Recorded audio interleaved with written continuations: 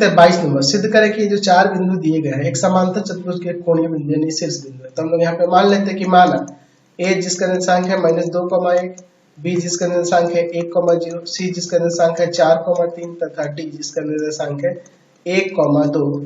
ये 4 बिंदु है, ठीक है ना जी, 4 बिंदु है। हमें समांतर चतुर्भुज के ये कोणीय बिंदु दिखाना है, तो हम लोग चारों भुजाएं और विकर्ण निकालेंगे। विकर्ण नहीं भी निकालेंगे तो काम चलेगा, लेकिन चारों भुजाएं निकाल लेंगे, है ना जी। तो देखिए ये हमें यहाँ पर समांतर चतुर्भुज के कोणीय बिंदु ये दिए गए हैं, शीर्ष बिंदु है, ये हमें दिखाना है, ठीक है ना जी। तो हम लोग यहाँ दूरी सूत्र लगाते हैं और चारों भुजाओं की दूरी निकालते हैं दूरी सूत्र से। x2 माइनस x1 का स्क्वायर और प्लस में y2 माइनस y1 का स्क्वायर। तो हम लोग यहाँ पर ए बी पहले निकालते हैं, तो हो जाएगा यहाँ 1 माइनस माइनस प्लस 2 हो जाएगा का स्क्वायर और प्लस में 0 माइनस माइनस यहाँ प्लस आ जाएगा 1 का स्क्वायर इक्वल टू में आ जाएगा यहाँ पर 3 का स्क्वायर प्लस 1 का स्क्वायर। 3 का स्क्वायर 9, 1 का स्क्वायर 1, रूट 10 इकाई। अब चलिए दूसरी भुजा निकालते हैं BC के लिए, यानी B से C की दूरी क्या हो जाएगी 4 माइनस 1 का स्क्वायर और प्लस में 3 माइनस 0 का स्क्वायर। यहाँ हो जाएगा आपका 3 का स्क्वायर और प्लस में 3 का स्क्वायर। 9 प्लस का 9 यानी कि रूट 18 का मतलब होगा यहाँ 3 रूट 2 इकाई, ठीक है ना जी। चलिए अब इसके बाद हम लोग BC के बाद निकालते हैं CD।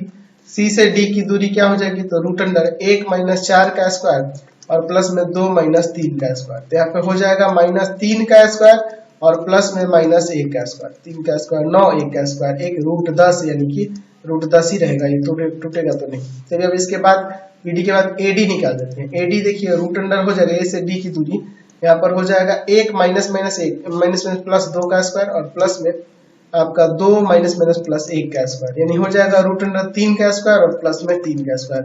रूट अंडर 9 प्लस का 9 रूट अंडर 18 यानी कि आ जाएगा ये 3 रूट 2 इकाई, ये 3 रूट 2 इकाई।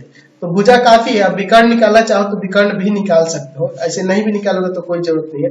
चाहो तो विकर्ण निकाल दो, AC निकाल दो, AC 4 माइनस माइनस प्लस 2 का स्क्वायर प्लस में 3 माइनस माइनस प्लस 1 का स्क्वायर। यहाँ हो जाएगा आपका 6 का स्क्वायर और प्लस 4 का स्क्वायर। 6 का स्क्वायर 36, 4 का स्क्वायर 16, रूट 52, तो 2 रूट 13 आ जाएगा, 2 रूट 13 इकाई।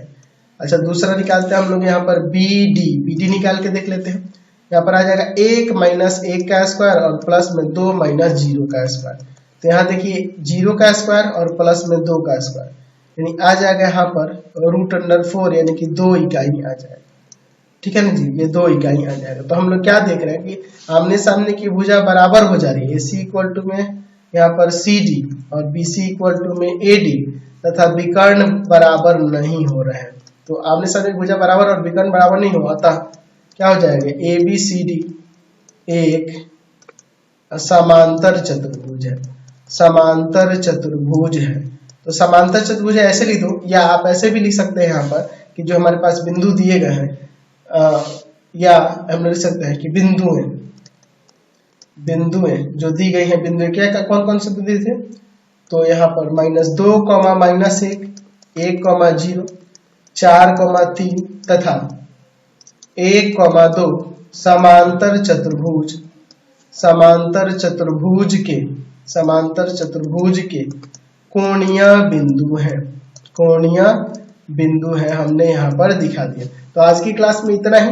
नेक्स्ट वीडियो में आगे देखेंगे। आपको हमारे 3 चैनल को सब्सक्राइब करना होगा। पहला है पाथफाइंडर क्लासेस छपरा। दूसरा है आपके पास भारती भवन रविकांत सर,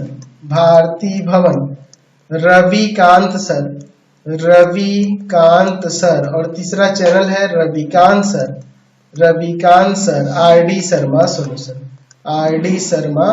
सॉल्यूशन। तीनों चैनलों को सब्सक्राइब कर लेंगे। इससे रिलेटेड वीडियो के लिए सीधे डिस्क्रिप्शन में, इससे रिलेटेड नोट्स के लिए गूगल पे जाकर सर्च करेंगे www.ravikantsir.in, और यहाँ जाकर आप सभी क्लासेस के नोट्स उनके PDF को डाउनलोड कर सकते हैं, पढ़ सकते हैं। इंस्टाग्राम और फेसबुक पे जाकर पाथफाइंडर क्लासेस छपरा को लाइक एंड फॉलो करना नहीं भूलेंगे। Thanks for watching the video.